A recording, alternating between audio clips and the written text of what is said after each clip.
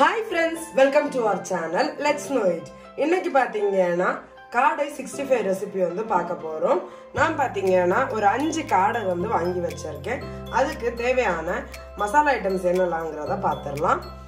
2 tablespoon அளவுக்கு corn flour எடுத்து வச்சிருக்கேன். இந்த மசாலாவுக்கு நல்ல ஒரு பைண்டிங் கொடுக்கிறதுக்காக இந்த கார்ன் ஃப்ளவர் எடுத்து வச்சிருக்கேன்.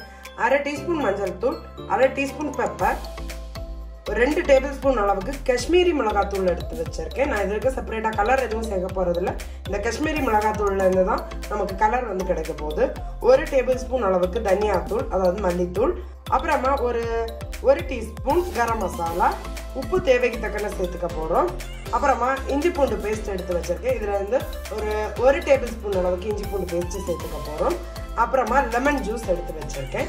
இது எல்லாத்தையுமே நம்ம வந்து மேரினேட் பண்ணிக்க போறோம். ஃபர்ஸ்ட் என்ன பண்ண போறோம்னா, இந்த மாதிரி ஒரு காடையை எடுத்துட்டு அதனோட பிரஸ்ட் சைடில் வந்து ஒரு ஸ்லிட் வந்து போட்டுக்க போறோம்.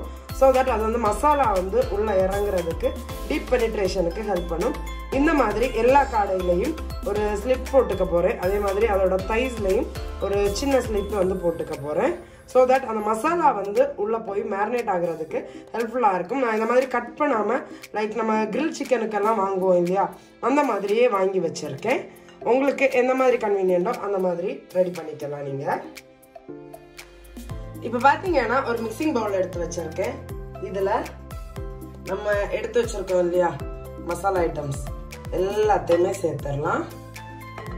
எல்லாத்தையுமே சேர்த்துட்டு இதில் தேவைக்கு தக்கன உப்பு வந்து சேர்த்துக்க போகிறோம்.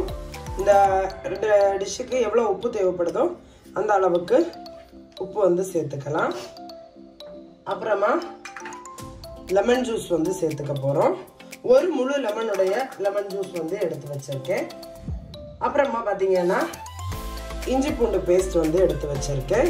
இது பார்த்தீங்கன்னா 40:50ங்கிற ரேஷியோவில் நான் வந்து அரைச்சிருக்கேன். அதாவது 40% அளவுக்கு இஞ்சியும் 60% அளவுக்கு கார்லிக்கும் சேர்த்து நான் வந்து அரைச்சி எடுத்து வச்சிருக்கேன். இப்போ இதை வந்து மிக்ஸ் பண்ணிக்கலாம். இதுக்கு தேவைக்கு கொஞ்சம் கொஞ்சமாக நான் தண்ணி வந்து சேர்த்துக்க போகிறேன். சேர்த்து நல்லா ஒரு மிக்சராக வந்து ரெடி பண்ணிக்க போகிறேன். நல்லா ஒரு பேஸ்டாக, அதாவது இந்த சிக்கன், அதாவது நம்மளோட குயில் காடை வந்து இந்த மசாலாவில் கம்ப்ளீட்டாக கோட் ஆகணும். அந்த அளவுக்கு நம்ம வந்து இந்த மசாலா பேஸ்ட்டை வந்து நான் ரெடி பண்ணிக்க போகிறேன். ரொம்ப திக்காகவும் இருக்க வேண்டாம், அதே டைமில் ரொம்ப தின்னாகவும் இருக்க வேண்டாம். அந்த குயில்ல வந்து இது வந்து மேரினேட் ஆகணும். அதாவது அந்த காடையில் வந்து இது வந்து கம்ப்ளீட்டாக மேரினேட் ஆகணும். சிக்கனை கம்பேர் பண்ணும்போது காடை வந்து இன்னும் ஹெல்த்தியும் கூட. இப்போ பார்த்தீங்கன்னா இந்த மாதிரி ஒரு கன்சிஸ்டன்சிக்கு இந்த மசாலாவை வந்து ரெடி பண்ணியிருக்கேன். இப்போ இதில் வந்து நம்மளோட காடை வந்து இந்த இருக்கு, ஒரு காடையாக வந்து உள்ள சேர்த்துட்டு நல்லா வந்து மசாஜ் பண்ணி விட்டுக்க போகிறேன். ஆல்சோ பார்த்தீங்கன்னா இந்த கேவிட்டிக்குள்ள எல்லாமே இந்த மசாலா வந்து நல்லா போகிற மாதிரி மசாஜ் பண்ணி விட்டுக்கலாம். ஒரு காடையாக சேர்த்துட்டு மசாலா வந்து ஸ்ப்ரெட் பண்ணுங்க. ஸோ தட் காடை ஃபுல்லாகவுமே கம்ப்ளீட்டாக மசாலா கோட் ஆகுறதுக்கு ஹெல்ப்ஃபுல்லாக இருக்கும். நம்ம இதில் ஸ்லிப் போடலை. ஸோ இந்த மாதிரி உள்ள மசாலாவை வந்து ஸ்ப்ரெட் பண்ணிக்கோங்க. இதே மாதிரியே எல்லா காடையிலையும் நம்ம மசாலாவை நல்லா வந்து ஸ்ப்ரெட் பண்ணிக்க போகிறோம்.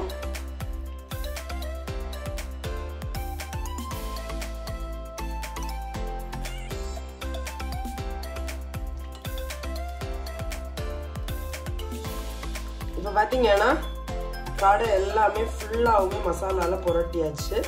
இப்போ இந்த காடையை அப்படியே ஒரு 1 hour, minimum of 1 hour, maximum நீங்கள் வந்து ஓவர் நைட் கூட சோக் பண்ணலாம். பட் பார்த்தீங்கன்னா நான் இன்னைக்கு ஒரு 1 hour அப்படியே விட்டுற போகிறேன்.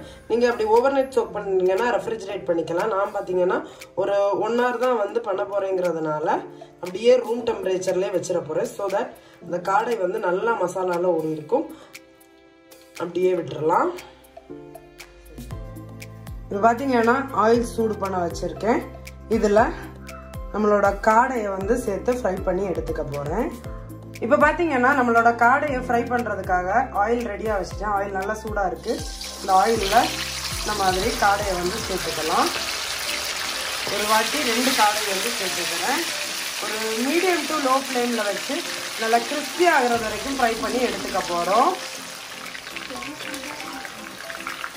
இப்போ பார்த்தீங்கன்னா இன்னொரு பக்கம் வந்து டர்ன் பண்ணி விட்டுட்டேன். இந்த ஆயில்லையே இது வந்து நல்லா வந்து ஃப்ரை ஆகிடணும். சிக்கன் வந்து அதாவது இந்த குயில் வந்து நல்லா வந்து குக் ஆகிடணும். நம்மளோட காடை ஓவர் மிக்ஸ் பண்ண வேண்டாம், ஜஸ்ட் டர்ன் பண்ணி போட்டுக்கோங்க. இப்போ பார்த்தீங்கன்னா இதோட பப்ளிங் எல்லாம் ஓரளவுக்கு நல்லா அடங்கிடுச்சு. பார்த்தீங்களா, நல்லா வந்து கிறிஸ்பியாக ஃப்ரை ஆகிருக்கு. இது நல்லா ஃப்ரை ஆகிக்கிறோட சைன் அதோட கால் பகுதியில் பார்த்தீங்கன்னா அந்த போனில் இருந்து தனியாக அதோட மசில்ஸ் எல்லாமே வந்து மூவ் அப் ஆகிருக்கும். ஸோ இது ஸ்ட்ரெயின் பண்ணிட்டு அப்படியே பக்கத்தில் வந்து ஒரு டிஷ்யூ பேப்பர் லைன் பண்ணி வச்சுருக்கேன், அதில் வந்து சேர்த்துக்கலாம். இதே மாதிரியே எல்லா காடையும் ஃப்ரை பண்ணி எடுத்துக்க போகிறேன். நம்மளோட சூப்பரான காடை ஃப்ரை வந்து ரெடி ஆயிடுச்சு. நீங்களும் மறக்காம இந்த காடை 65 உங்க வீட்டில் ட்ரை பண்ணி பாருங்க. ட்ரை பண்ணி பார்த்துட்டு எப்படி இருந்துச்சுன்னு ஃபீட்பேக்கை கமெண்ட்ஸ்ல சொல்றதுக்கு மறந்துடாதீங்க. அது மாத்திரமல்ல, நம்மளோட சேனலுக்கு நீங்க இது வரைக்கும் சப்ஸ்கிரைப் பண்ணலைன்னா மறக்காம சப்ஸ்கிரைப் பண்ணிக்கோங்க. அப்பதான் நான் ரெகுலரா போஸ்ட் பண்ற வீடியோஸோட அப்டேட் உங்களுக்கு வரும். ஆல்சோ நம்மள இன்ஸ்டாகிராம்ல ஃபாலோ பண்ணலைன்னா இன்ஸ்டாகிராம்லயும் ஃபாலோ பண்ணிக்கோங்க. இன்ஸ்டாகிராம்லயும் நம்ம ஆக்டிவா இருக்கோம். That's it friends. சீக்கிரமாவே இன்னொரு இன்ட்ரெஸ்டிங்கான ஒரு ரெசிபியோட உங்களை மீட் பண்றேன். Bye friends. Thank you.